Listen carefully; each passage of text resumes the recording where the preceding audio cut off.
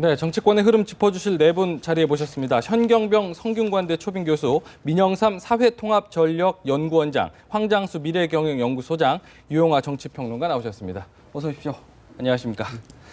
먼저 앞서서 지금 요동치는 야권의 모습을 한번 싹 지켜보셨는데요. 지금 보면은 김종인 대표 같은 경우에 불과 얼마 전까지만 해도 저렇게 야권 통합 얘기를 하지는 않았었거든요. 반대 입장을 좀 색깔이 다르다 이렇게 얘기를 했었거든요. 그렇죠. 갑작스럽게 이게 제안한 배경 무엇이 있다고 좀 평가를 그렇죠. 하세요? 며칠 전까지도 뭐 탈당계 잉크도 안 말랐는데 예. 그 되겠느냐. 그리고 현실적으로 맞지 않다.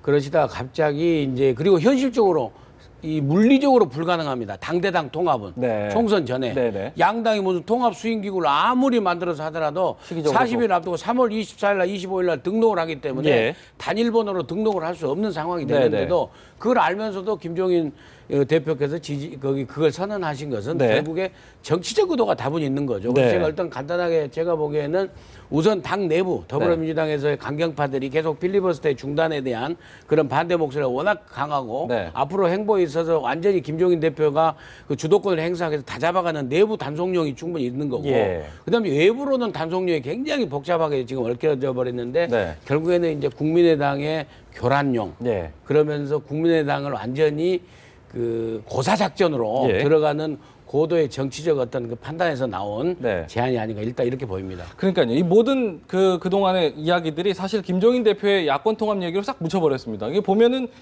바둑으로 표현하자면은 김 대표의 수가 안철수 수를 완전히 읽고 덮는 듯한 모양새인 것 같아요. 지금 보면.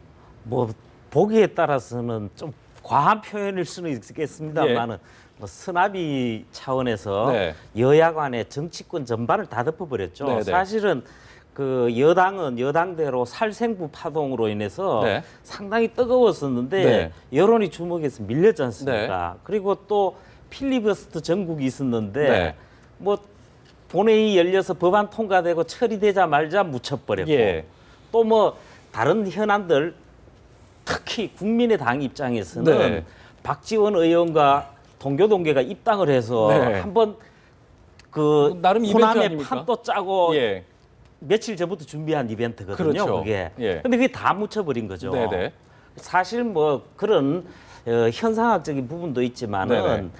큰 틀에서 봤을 때 저는 특히 총선 국면에 주목을 하는데 네. 김종인 대표가 주도권을 확실히 잡아가면서 총선에 대한 그림을 그리는 네. 그리고 비전을 제시할 수 있는 입장이 됐다고 봅니다. 네네. 그러니까요. 지금 당장 보면은 국민의당 안철수 대표 같은 경우 완전 허를 찔린 거 아니겠습니까? 지금 여러 가지 말씀하신 대로 이벤트도 준비했던 것도 싹 묻혀버린 상황에서요. 그러니까 안철수 대표가 그동안에 표방했던 제3지대라든가 제3정당 네. 이런 부분들이 굉장히 현실 정치에서는 영향력이 없는 네. 그리고 현재의 야당 구도라든가 야권 재편에 있어서는 별 영향가가 없는 이런 부분이 자꾸만 드러나기 때문에 네. 실제로 김종인 대표의 어떤 그 야권 통합이라는 부분들이 상당히 설득력 있게 네. 들어가는데 근데 방금 말씀하셨습니다만 어제 오전에는 김종인 대표가 한수를 놨지만 네. 오후에는 또 동교동의 건너갑 고문이라든가 박지원 의원이 한수를 놨습니다. 그러면서 실질적으로 호남 부분에 있어서 국민의당으로 다 과거에 김대중 전 대통령과 했던 야당의 지도자들, 뭐 정동영 전 의원이라든가 포괄해서 다 국민의당으로 다 집결했거든요. 네. 근데 문제는 뭐냐면 결국은 이제 야권 재편이라든가 이번 총선에서 제1야당 싸움은 네. 결국 호남을 누가 차지하냐라는 것입니다. 네. 호남을 차지하는 당이 결국은 제1야당으로 갈 수밖에 없기 때문에 네. 만약에 국민의당이 저렇게 과거에 어떤 DJ 전 대통령의 중심의 야권 성향들이 결집해서 그 부분들이 호남의 유권자들과 결합한다 그러면은 실질적으로 김종인 대표의 어떤 그 수가 네. 통하지 않을 가능성이 있다. 네. 저는 그렇게 보고요. 네. 그래서 이런 부분들이 이제 앞으로는 실제로 이 국민의당의 어떤 호남 세력을 중심으로 한 세력과 그 다음에 김종인 대표 친노가 대신 세운 김종인 대표 여권에서 온 김종인 대표라는 세력과의 한판 승부들이 야권 내에서 벌어질 전망이다라는 네. 생각으로 정리할 수 있을 것 같아요. 그래요. 그래도 큰 물꼬는 아무래도 그래도 야권 통합 얘기를 좀 더 계속 이어가지 않을까 이런 생각이 좀 드는데 일부 조사에서 보면 안철수 대표 같은 경우는 일단은 의중이 의심스럽다, 의도가 의심스럽다 이렇게 얘기를 하고 있지만 일부 그 언론사에서 조사를 해보니까는 17명 중에 한 14분 정도는 약간 통합에 호의적인 이런 분위기가 읽히지 않습니까? 뭐 친노가 싫어서 나갔는데 네. 그 나가 보니까 예. 저쪽 당에서는 어쨌든 친노가 밑으로 숨고 네. 김종인 체제가 완결되었고 네.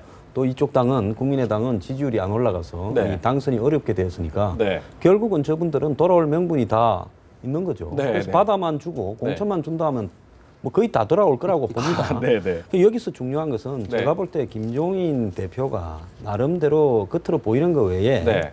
문 밑에 전략을 짜고 그랜드 플랜을 마련하는 어떤 예. 틀을 갖춘 것 같아요. 예. 자, 지금 보면 필리버스터 전국에서 네. 친노는 그걸로 운동 성향을 강화시켜 가면서 예. 공천에도 자기들 주도를 좀 해나갈라 했는데 예. 필리버스터를 끝내도록 계속 압력을 행사하면서 네. 마지 못해서 끝내게 만들고는 네. 그다음에 이제 나아가서는 햇볕 정책이나 이런 자신에 대해서 제기되는 시비, 네. 또 강기정이나 컷오프에 대한 일부 해소행에 대한 문제 제기 이런 부분들을 이제 이 야권 통합 제기로 다 꺼버렸단 말입니다. 예. 또 박근혜 대통령은 이 입법 그 통과, 네. 이 프레임 그리고 이 안보 프레임을 야권에 던져서 네. 야권이 지속적으로 거기에 말려서 끌고 가고 있었고 네. 이 국면 전환을 못 하고 있었죠. 그런데 이런 부분에서도 결국은 김종인 대표의 그런 어떤 야권 통합 제의가 이 탈출할 수 있는 새로운 계기를 야권에 마련해 줬습니다. 네. 그 다음에 이제 어제 그 박지원, 건노갑 등 동교동계 입당은 네. 결국 저분들이요.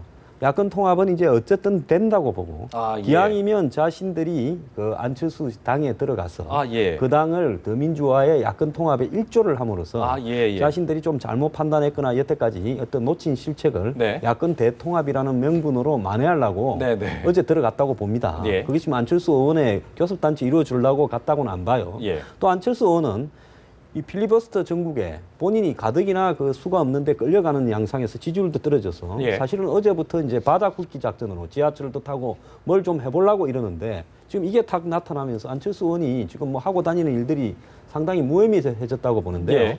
앞으로 국민의당 내부에 전개되는 형태들은 결국은 다수가 네. 야권 통합에 나서자고 하면서 네. 수도권에 있어서 선거연대 차원이 아니라 네. 야권 통합에 소극적인 사람들을 배제시키면서 네. 결국은 총선 전에 다시 이 소수만 남기고 네. 통합을 하는 양태로 전개되지 않겠나 저는 그렇게 보고 지금 있습니다. 그래서 그런데 아까 말씀하신 대로 민 원장님 말씀대로 당대당 통합은 좀 어렵겠지만 지금 김종인 대표가 어제 얘기한 게 보면은 조기 복당 가능하도록 더민주의 당규까지 다 고쳐놨다 이거 아닙니까? 지금 뭐 시간 없으니까 친정으로 들어오면 받아주겠다 이런 얘기 아니에요 지금? 개별 복당하라 이 얘기 아니겠습니까 지금? 제가 볼 때 그 형식을 예. 최소한으로 말씀하신 것 같은데 네. 방법은 저는 중요하지 않다고 봅니다. 네.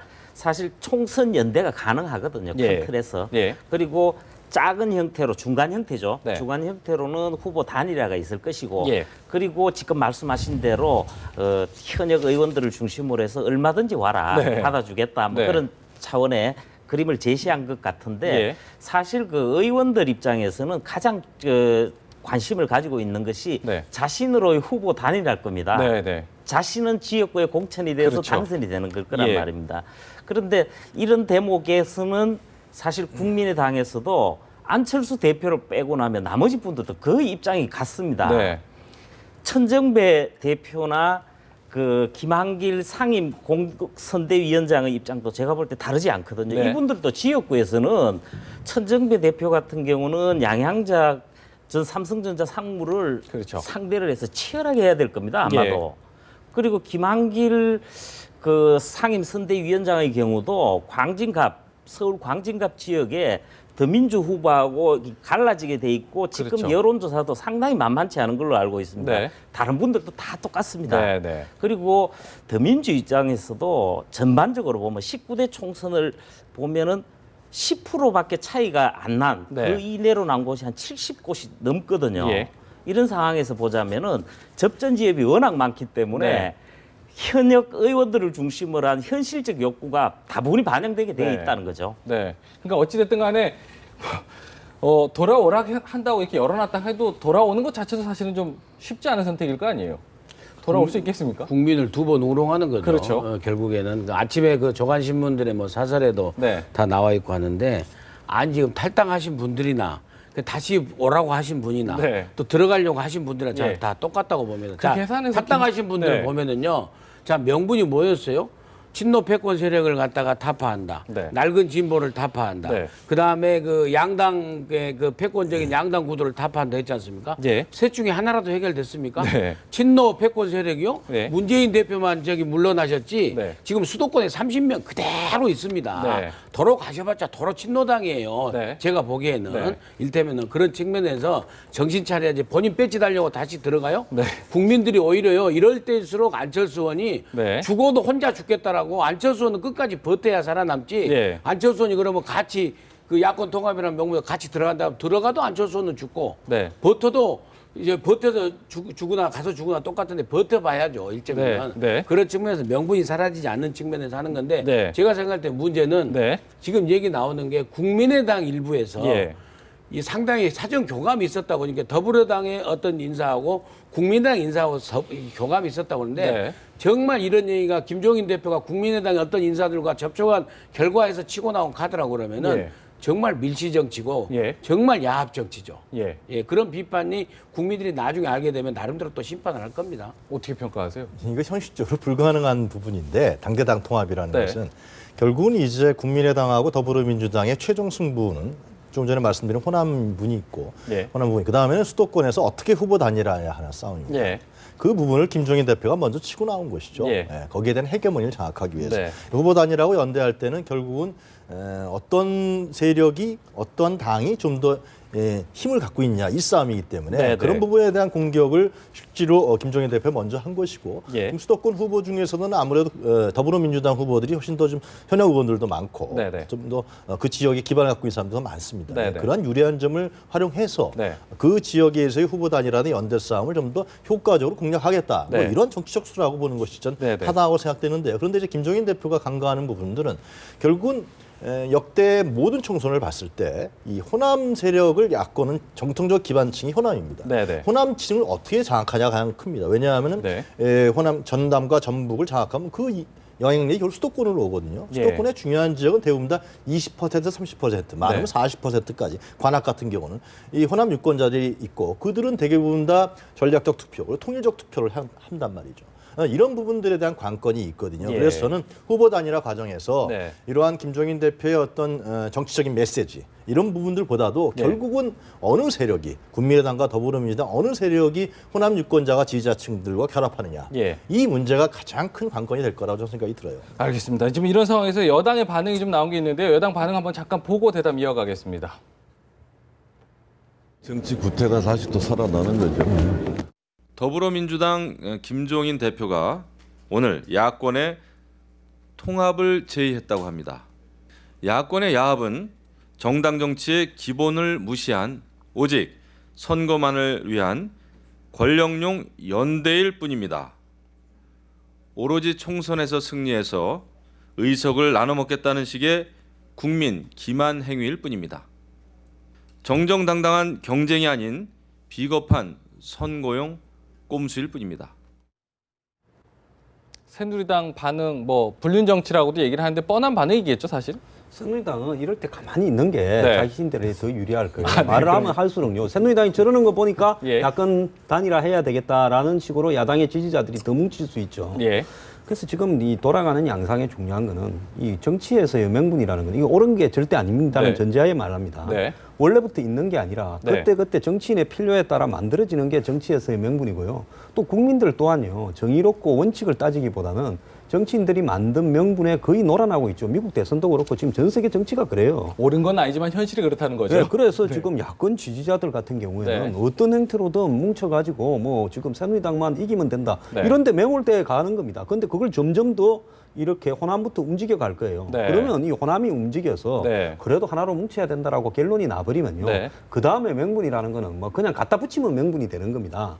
그래서 이 국민들이라는 것이 그렇게 현명하지 않다라는 부분이에요. 왜? 예. 정치인에 맨날 놀아나니까. 네. 그리고 여기서 이제 중요한 부분은 뭔가 하면 안철수 의원만 고립시키면서요. 네. 이제 내일쯤 되면 오늘은 가만히 있을 거예요. 어제 들어갔으니까. 박지원 의원 등 또 지금 통합파, 뭐 천정배, 예. 김한기 등이 다 들고 일어나서 네. 야권 통합을 긍정적으로 바라봐야 된다라는 이야기들이 여기저기서 나오기 시작할 겁니다. 네. 근데 지금 동교동계나 지금 이 그 호남 출신 의원들이 안철수 의원하고 네. 같은 당을 할 때는 잘 몰랐는데 나가서 보니까 서로가 생각하는 맥락이나 대선을 바라보는 부분에서 많이 다르다. 네. 물과 기름처럼 다르다는 걸 이미 파악을 한 것 같아요. 예. 그래서 김종인 대표 측에다가 물밑으로 굉장히 많이 통했고 박지원 의원과 건노갑 고문이 들어갈 때 그냥 이렇게 좀 상황이 안 좋아지는 집에 원칙적으로 그걸 지키기 위해서 들어갔다. 저는 그렇게 안 보고요. 예. 이쪽하고 이야기가 얼추 다 돼서 들어갔을 거라고 봅니다. 예. 그러면서 안철수 의원을 점점 고립시키고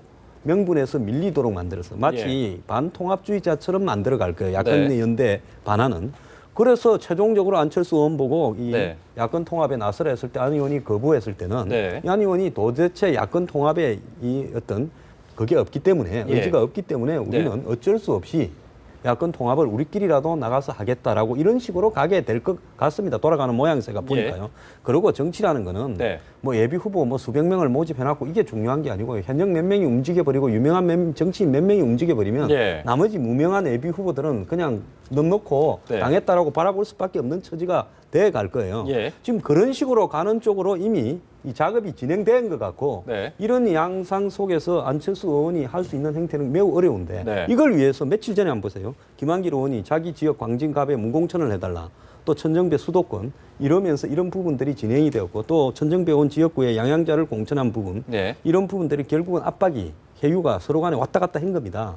그래서 지금 판이 그렇게 움직여 가는데 안철수 의원의 지금 정치력으로 과연 이 상황을 뒤집을 수 있겠느냐. 버티면 제가 볼 때 혼자 고립될 양상이 매우 많다. 새누리당이요. 지금 저렇게 성명 발표한다고 되는 게 아니라 제가 네. 몇 달 전부터 네. 100% 단일화되니까 그렇게 생각하고 대책을 세워야 될 거다 했는데 새누리당은 지금 급해졌을 겁니다.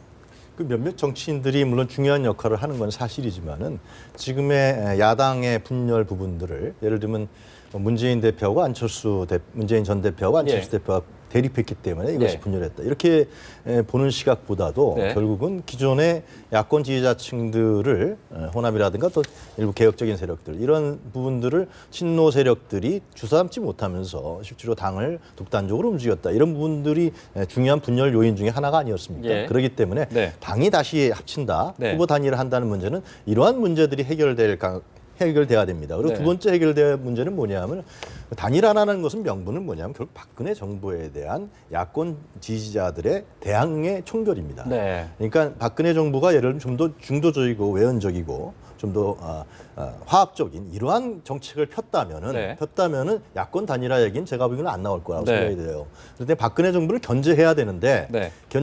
어떻게 할 것이냐? 견제를 만약 수도권에서 못하면은 실질적으로 완전히 의석수가 넘어가면서 박근혜 정부 견제력이 야당에 없어져 버린다. 네. 그렇기 때문에 단일화해야 된다. 이러한 국민적 명분들이 성립되는 것이지. 물론 이제 뭐 그 훌륭하신 정치인들이 여러 명 계시지만은 네. 그분들의 자의적인 어떤 정략적 판단에 의해서 야권 단일화라든가 뭐 통합이라든가 이런 문제가 논의될 수는 없을 것이다. 그런 생각이 듭니다. 근데 이제 저희가 생각할 적에는 결국에 당대당 통합의 문제와 예. 후보 단일화 연대 문제하고는 좀 구분해서 볼 필요는 있다. 그래서 당대당 통합으로 가가지고 네. 만에 하나라도 정말 안철수 의원과 몇 명만 빼고 다시 도로 다 복당을 하게 될 경우에는 네. 안철수 의원은 제2의 유승민이 된다. 예. 결국에는 죽이려고 하면은 살아나는 것이 또 우리 국민들의 어떤 도와주는 그런 생리이기 때문에 네. 정말로 안철수 의원만 놔두고 전부 다 밀실야합에서 가게 되서 당대당 통합을 이루게 될 경우에는 네. 안철수는 다시 살아날 수도 있다라는 저는 그런 예상을 해보고요. 네. 그다음에 이제 단일화 연대 부분에 있어서는 안철수 의원이 깊이 고민해야 된다. 정말로 호남에서는 경쟁하고 네. 수도권에서는 단일화 연대에 대해서 그 테이블까지도 안철수가 꼭 안 나가야 되느냐. 네. 이 부분은 안철수 의원이 버티기가 굉장히 힘들 것이다. 예, 예. 그래서 바로 이 부분을 겨냥해서 김종인 대표가 이게 사전에 밀실 교류감이 없었다고 하면은 네. 이 부분을 겨냥해서 수도권 연대 부분을 겨냥해서 김종인 대표가 치고 나온 게 아닌가. 예. 그러면서 내부 교란을 일으키면서 비안철수 세력을 통해서 안철수를 압박하는 네. 이런 카드로 굉장히 그 적절하게 구사한 게 아닌가. 네. 저는 그렇게 분석해 봅니다. 여러 가지 전략적인 판단에 따른 결과물이다 이렇게 좀 생각을 해보고요. 더불어민주당 김종인 대표가 제안한 그 야권 통합과 관련된 이야기를 나눠봤습니다. 새누리당이 이르면 내일 총선 후보자 선출을 위한 경선 지역을 확정해 공고하고 오는 9일부터 경선을 시작하기로 한 것으로 알려졌습니다. 이런 가운데 이한구 공천관리위원장이 앞으로 열흘 동안 중요 발표는 없고 우선 추천 지역은 광역시도별로 최대 5곳까지 둘 수 있다는 입장을 밝혔는데요. 지난달 중순에 시도별로 최소 한 곳에서 3곳까지 지정하겠다고 한 입장에서 한 발 더 나아간 겁니다.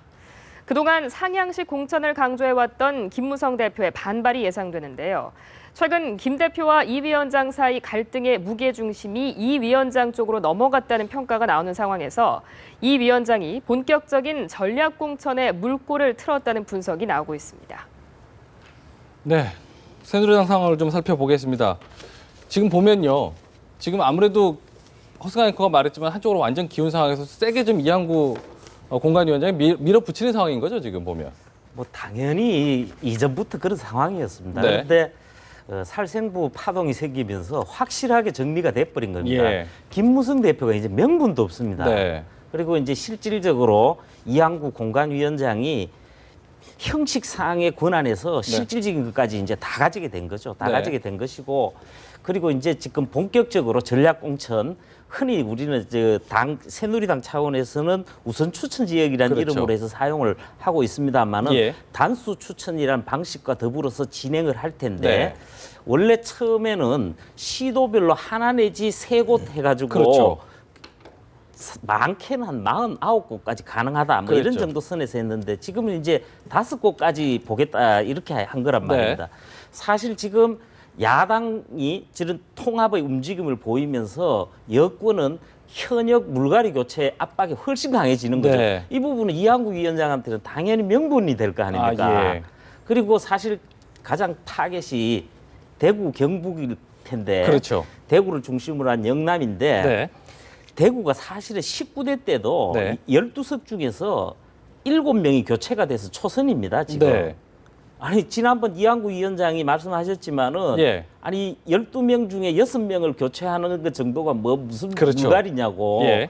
그랬듯이 이 지역을 중심으로 해서 영남에 대해서는 상당히 강도 높게 진행된다고 봐야 합니다. 네. 그럼 지금 상황에서 어느 정도까지 예상할 수 있을까요?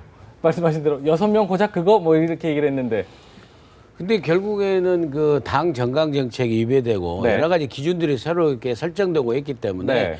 결국 이한구 공관위원장이 그 공관위원회 모든 그 회의를 통해서 예. 상당히 많이 할 수 있는데 우선 서울만 보면은요. 여성 신임만 해도 중랑갑의 배승희 변호사, 예. 그다음에 송파을의 그 구청장 했던 그분, 그다음에 이혜훈, 조윤선 싸우는 이분들 있잖아요. 그러니까 서울에만 도 여성을 할 수 있는 곳이 3곳이 버섯이 존재하고 있습니다. 네. 가장 큰데도 그러면 다른 지역도 마찬가지. 대구에도 뭐 친박 인사로 분류되지만 부지사됐던 여성이 있는 거고. 예. 그러니까 여성 소수자 우선 추천제든 네. 전략 공천을 굳이 않더라도 여성 신인 소수자 우선 추천제로 할 수 있는 네. 지역이 충분히 있기 때문에 네. 이한구 공관위원장은 이제 마음 놓고 할 수 있는 거예요. 근데 네. 문제는 네. 이 공관위원회의 결과가 네. 최고위에 올라간다는 거예요. 그럼 네. 최고에서 과연 승인을 받을 수 있을 것인가? 네. 거기에 이제 김무성 대표가 버티고 있는 거죠. 예. 예. 지금 보면은 김무성 대표가 마지막에 그러면은 어떤 그 버티는 상황에서 어떻게 굉장히 의견이 김무성 있을까요? 대표가 상당히 많이 버티다가 네. 뭐 완전 항복까지는 아니더라도 네. 굉장히 그때 그 최고위원회 그 살생부 명단 사건 이후로 네. 그 최고위원회가 적어준 안을 또 읽어 내려가지 않았습니까? 네. 실질적으로 공천권에서는 당 대표인 김무성 대표가 예. 공천권을 행사하는 부분에 있어서는 상당히 멀어졌다. 네. 어떤 지분을 장악하기도 네. 어려워진 상황이 아니냐. 네. 그럼 이런 식으로 가게 되면 결국 이한구 공관위원장, 그러니까 진박 그리고 이제 그 직간접적으로 예를 들면 박근혜 대통령과 청와대. 네. 가 결국은 새누리당의 공천권을 장악해가는 과정이라는 것이죠. 그런데 그러면서 결국은 이 친이 세력들, 네. 박 대통령의 친이 세력들, 진박 세력들을 중심으로 해서 우선 추천제를 통한 공천권을 행사할 가능성이 상당히 크죠. 네. 그런데 그렇게 되면 이제 두 가지 문제가 남는 것이죠. 예를 들면은 지금 그 살생부 명단에 나와 있는 친이계 중심 의원들이 만약에 날아간다. 예. 그러면은 상당히 많은 수가, 특히 유승민 의원이라든가 네. 죄송합니다. 표현이 하여튼 그렇게 낙천된다. 네. 그러면은 실질적으로 당내에서는 굉장히 큰 칼바람이 불 수밖에 없을 것이고요. 네. 그리고 그 갈등은 집단화될 수밖에 없습니다. 네. 그러면은 새누리당의 여권의 지지표들이 상당히 분열할 가능성이 있고 네. 그리고 그 세력들이 어떻게 정치적 행동을 할 것인가 부분에 촉각을 곤두세울 수밖에 없습니다. 네. 그리고 현재 박근혜 정권이 이 부분들을 포용하면서 아우를 힘이 있느냐 이런 예. 부분도 사실상 정치적 계산에 포함된 수기 때문에 네. 이한구 공관위원장이 물론 칼은 상당히 휘두르겠지만 네, 네. 그런 부분에 대한 변수가 분명히 남아 있는 것이고요. 네. 두 번째로는 이런 부분이 있습니다. 그러니까 역대 대통령들이 다 자기 취임 재임 기간에 네. 총선이 있었을 때 다 공천권을 다 휘둘렀습니다. 김대중 대통령도 2000년도에 동교동계 사람들 통해서 새천년민주당의 공천권을 휘둘렀고 YS도 그 전에 마찬가지로 실제로 자기 자신이 직접 청와대에서 공천권을 휘둘렀어요. 네. 그 이후에 뭐 이명박 대통령도 마찬가지고 그러나 중요한 사실은 대통령이 권좌에서 물러난 이후에 그 공천을 해줬던 사람들이 새로운 권력으로 다 옮겨갔습니다. 물론 이제 박근혜 대통령도 뭐 40% 지지율이 강고한 지지율이 있다 하지만은 예. 박근혜 대통령 중심으로 하는 공천권을 행사한 사람들이 당선됐을 때 네. 과연 이후에 이제 대통령 선거가 얼마 안 남았는데 네. 그대로 박 대통령 권력으로 행할 것이냐. 그 점에 대해서는 과거의 역사로 봤을 땐 다 어긋났다라는 거거든요. 그렇기 네. 때문에 때문에 이런 부분들에서 공천에서 공정하고 공평하고 근데 경쟁력이 있는 사람 뽑는 것이 낫는 것이지 예. 자칫 잘못하면 여권의 분열로 가면서 네. 총선에서 의회의 돌발 변수에 당할 수도 있다 그런 생각이 듭니다. 그러니까 지금 보면은 하루하루 저도 이제 정치 얘기를 나누면서도요. 이 앞날을 어떻게 예상할 수가 없는 상황이에요. 지금 새누리당 입장에서요. 지금 총선 며칠 안 남은 상황에서 전략을 좀 세운다면 어떤 전략을 좀 세워야 될까요? 지금 이 상황을. 지금 야권이 네. 그 야권 지지자를 향해서는 그 이 야권 통합을 내세우고요. 네. 아마 정권을 상대해서는 이제 그 뭐 입법 통과라든지 안보 이런 부분을 넘어서가 경제 실정을 지적하고 나올 겁니다. 네. 그러면 이런 부분에서 과연 새누리당이 누가 나서서 맡고 있는가? 새누리당이 그렇다고 이런 어떤 사회 개혁을 하는 듯한 모양새의 인물들을 영입을 해왔는가? 네. 영입도 안 했어요. 그렇다고 뭐 개혁적인 총선 공약을 발표하지도 않았습니다. 근데 야권이 어쨌든 경제적인 수치가 뭐 지금 뭐 박 대통령이 잘하고 못하고를 떠나가 세계적으로 경제가 장기 불황에 접어들었고 한국이 뭐 개방 경제로 사니까 경제가 안 좋지 않습니까? 안 예. 좋은 거는 누구나 다 인정을 하죠. 네. 이 부분에서 그게 아니다. 우리는 최선을 다했다라고 국민들의 지지를 얻을 만한 그런 논리를 개발하고 있는가? 예. 이런 부분에서 김종인이 등장을 한 겁니다. 그런 논리를 가장 쉽게 잘 세워서 각을 세울 수 있고 저쪽에 들어가서 일을 했기 때문에 잘 아는 사람이 김종인이다. 이 카드로 나오고 있거든요. 네. 그런데 새누리당이 지금 공천을 무가리하는 기준으로 유령 당원 조사를 250여 개 지구당에서 받았고 그 사람들은 다 유령 당원이 많더라 이래가지고 이제 물갈이 할 수 있는 명분은 갖춰놨어요. 네. 그리고 뭐 이제 이 분구 통폐합 되는데 월등히 뭐 뛰어난데 그리고 물리적으로 경선이 불가능한 지역 이런 데는 이제 이 아까 말한 전략 공천을 하겠다. 그럼 전략 공천을 통해서 노리는 거는 제가 봤을 때 박근혜 대통령을 지지하는 의원이 한 100여 명쯤 되는 네. 구도를 만들려고 하겠죠. 예. 그럼 여기서 이제 날릴 건데 그럼 승부가 끝난 것이냐. 김무성 대표가 지난번에 설거머니 살생부 40명을 꺼냈다가 네. 이제 들어가서 그걸 다 수용할 거냐. 네. 저는 그렇지 않다고 봅니다. 네. 그때 꺼낸 것은 본인이 사과를 하더라도 나중에 붙을 싸움을 위해서 네. 명분을 축적하는 용도로 기억을 상기시키기 위해서 꺼낸 거라고 보거든요. 네, 네. 그렇기 때문에 2차 파문이 아마 만만찮게 붙을 겁니다. 앞으로 지금 새누리당 상황도 좀 지켜봐야 될 것 같습니다. 알겠습니다. 정치권의 흐름 여기까지 짚어보고요. 대답 나누신 네 분 말씀 여기까지 듣겠습니다. 고맙습니다.